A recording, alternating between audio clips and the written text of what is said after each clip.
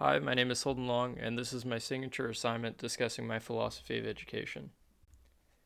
While all people are inherently going to have similarities and differences in their personality, beliefs, ethnic background, physical characteristics, and so on, it is fair to say that the United States is a particularly heterogeneous culture. This spirit of individualism and diversity is what our country is most prided for. Thus, it is not the job of education to warp these beliefs or unify them.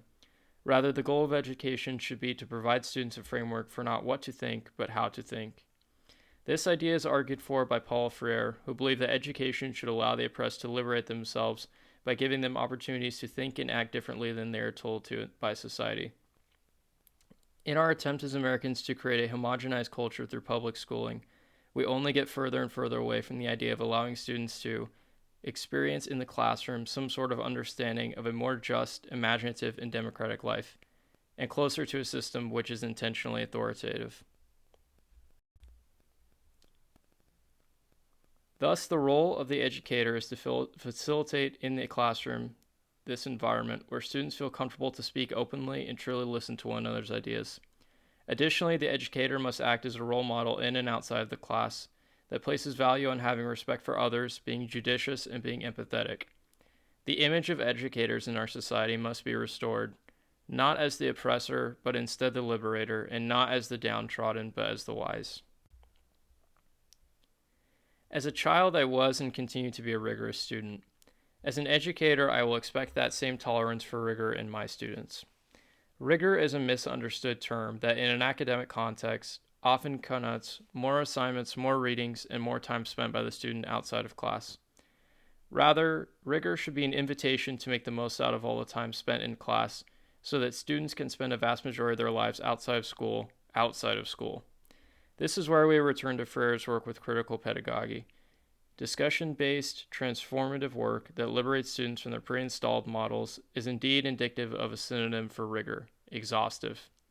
The most memorable and influential classes of the thousands I've attended as a student are those which I have walked away mentally exhausted from due to the strain placed on me by the educator. This is the impact I hope my lessons as a teacher have on my future students.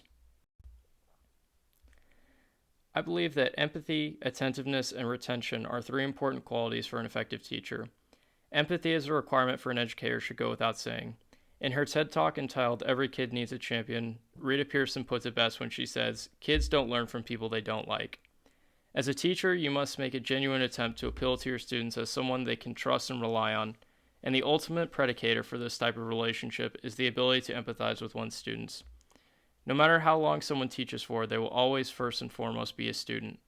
Just because the shoe is now on the other foot doesn't mean that an educator should forget that the students in their classes have lives and responsibilities outside of school, and that their positions on certain topics are informed by their experiences and environments. Simply interacting with other humans is the shortest path to building empathy. Perhaps the most interesting method, though, and my favorite, is through reading literature which asks us to examine the world from someone's point of view other than our own. Attentiveness, be it to a child's physical or mental well being or simply to their behavior in class, is also of utmost importance. Individualization in education is born out of attentiveness. Furthermore, I believe that whether or not teachers take notice of their students' mood and accountability is the biggest factor to whether or not they earn those students' respect. On that note, the final most important thing for a teacher is simply to be knowledgeable of the content they're teaching. This can be achieved through individual study and through traditional schooling. My purpose for being an educator is to immerse myself in the study of the English language every day by sharing my passion for it, be it through reading, writing, listening, or speaking with students. In science class, you learn how to think about complex problems. In math class, you are taught how to operate an engine which can be used to solve those problems. In history, you learn about the problems of those that have come before you, but in English, you learn how to cure the world of its problems by becoming a better, more empathetic person. Ironically, English is one of the most oft disliked subjects in school. I hope to redefine the purpose of our study of writing and literature in the minds of my future students. With each passing generation, it seems the stakes of the problems they are tasked with solving only increases. To meet this inevitable demand, we must change the way that schools are funded so that students in low income areas are afforded the same opportunities as their high income counterparts.